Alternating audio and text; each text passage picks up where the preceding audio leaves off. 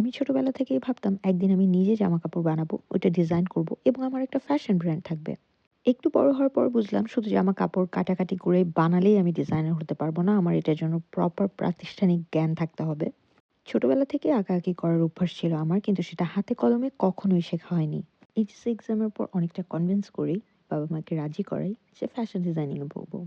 আমার প্রচন্ড আগ্রহ দেখে আব্বু-আম্মুও একটা সময় কনভিন্সড হয়ে যায় অ্যান্ড আমাকে ফ্যাশন ডিজাইনিং এ অ্যাডমিশন নিয়ে দেয়। এরপর থেকেই স্বপ্নটা দিন, দিন বড়ই হতে থাকে অ্যান্ড আমি ভাবতে থাকি যে কিভাবে আমার ফ্যাশন হাউসটা আমি করব। অনেক ভাবনা চিন্তার পর একটা পেজ খুলে ফেলি এবং বিজনেস শুরু করি। খুব অল্প সময়ে মানুষের অনেক পছন্দের একটা পেজ হয়ে গিয়েছিল আমার ওই ছোট্ট পেজটা, গ্লি বাই নওশিন।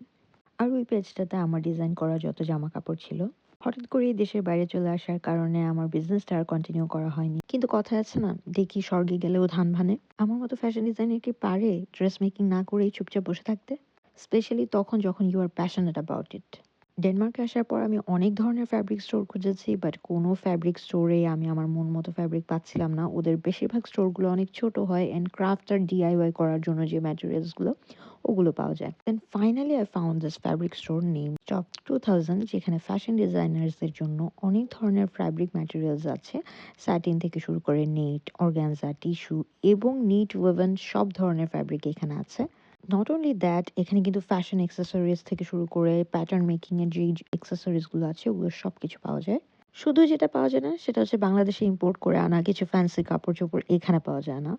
ড্রেস মেকিং এর জন্য মোস্টলি আমি এখান থেকেই ফ্যাব্রিক পারচেজ করি অ্যান্ড মোস্টলি আমি যেই জিনিসগুলো পাই না সেগুলো হচ্ছে কিছু ফ্যান্সি কাপড়-চোপড়, যেগুলো না পাওয়ার কারণে অনেক ইচ্ছা থাকা সত্ত্বেও অনেক ফ্যান্সি ড্রেসেস বানানো হয় না। সেদিন যখন স্টক 2000 আমি আবার গিয়েছিলাম, ভাবলাম আপনাদের সাথে একটু দেখাই যে উনাদের ফ্যাব্রিক কালেকশন গুলো কি। And for your kind information, this are too expensive.